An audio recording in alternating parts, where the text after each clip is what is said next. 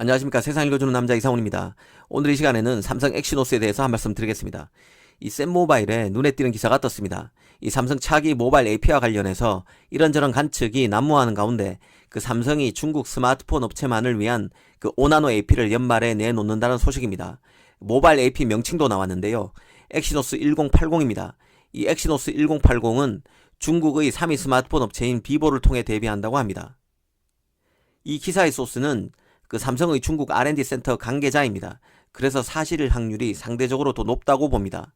이 기사가 맞을 경우 흥미로운 것은 삼성이 5나노 공정으로 만드는 모바일 AP가 두 가지 제품 그 투트랙으로 나온다는 점입니다. 이 삼성의 갤럭시 S21에 들어갈 엑시노스 2100과 또 중국 스마트폰 업체 비보폰에 탑재되는 엑시노스 1080 이 두 가지 제품으로 나오게 됩니다. 엑시노스 2100의 경우는 이전에는 엑시노스 1000으로 불렸습니다. 그런데 최근에는 엑시노스 2100이라는 설이 더 유력한 만큼 엑시노스 2100으로 명명하겠습니다.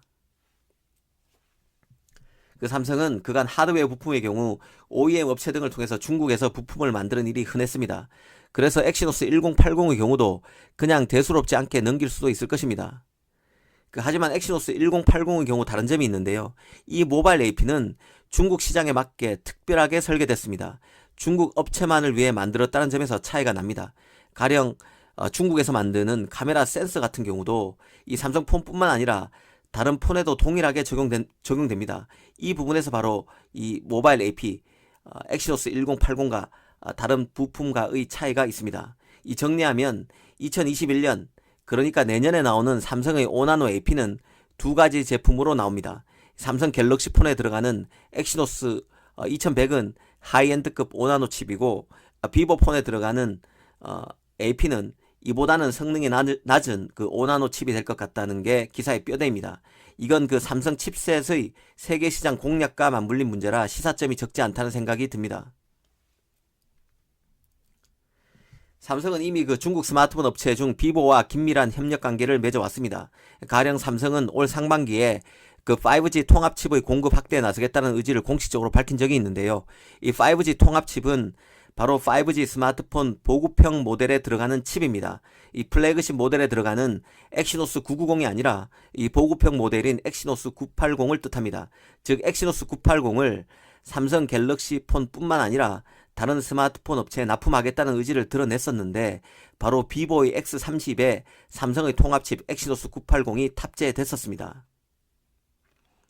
사실 그 중국 스마트폰 업체들은 무역 분쟁 중인 미국의 퀄컴 의존도를 낮추기 위해서 애쓰고 있는 상황입니다. 이 퀄컴 스냅드래곤의 경우 가격이 비싸기도 하고 비즈니스 불안정성도 리스크 요인이 될 수밖에 없습니다. 그러다 보니 그 비보는 삼성과 손을 잡았고 샤오미는 디멘시티를 만드는 대만의 미디어텍과 손잡았습니다.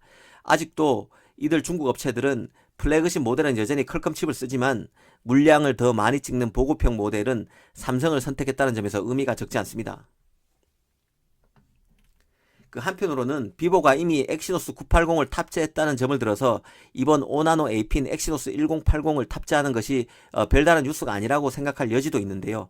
하지만 삼성의 경우 하나의 공정에서 두 개의 AP를 만들지는 않았습니다. 예를 들어 엑시노스 980은 8나노 핀백 공정을 통해서 만들었고 엑시노스 990은 7나노 공정에서 만들어집니다. 이 엑시노스 2100은 5나노 공정에서 만들어집니다. 그러니까 한 공정에서는 단 하나의 AP만 만들어 왔다는 얘기인데요. 그런데 이 기사가 사실이라면 5나노 공정을 통해서는 엑시노스 2100뿐만 아니라 엑시노스 1080도 만드는 셈입니다. 두 개의 AP를 내놓는 것이죠. 삼성 칩셋 부분의 세계 공략이 달라지는 게 아니냐는 말이 나오는 이유입니다. 사실 그 삼성의 칩셋 부분은 지금 중요한 전환기를 맞고 있습니다. 지난해 그 자체 CPU 코어 개발팀인 몽구스를 해체했습니다.